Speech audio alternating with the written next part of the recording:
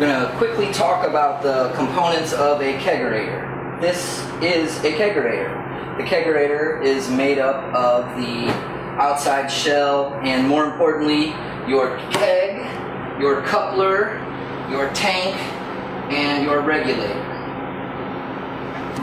Right here we have the kegerator's tank and also the CO2 regulator. Right here you have your shut-off valves for your air. There's an additional one on top of the tank. This particular tank is already open,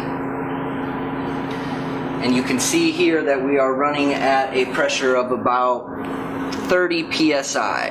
Now this is your pressure at the faucet, aka how fast the product flows from the keg. This gauge will show the amount of CO2 still left inside of your tank. To adjust your faucet pressure up or down, just spin the knob on the front of the regulator. Now as you can see, this is going to slowly increase as I turn it. Now that's to increase. Obviously, to back it off, you go back the other direction. And that is how you adjust the pressure at the faucet. These parts right here control the airflow of the CO2 to the keg. In order for the air to flow through, the lever must be pressed down. As you can see, this one is in line with the tube, and this air is free to leave the tank. Over here we have one with no tube attached to it, and we can give you an example of when the air comes out. As you can see, there's air flowing out. Now there's not. So on, off.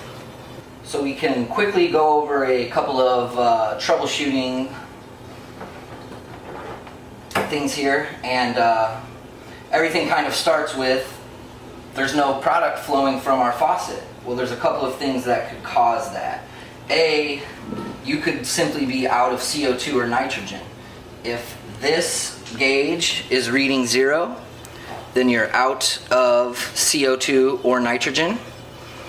One of the second things that could happen would be that your keg is empty. Just pick the keg up and you can tell if it's empty or not. The bag inside will be totally compressed.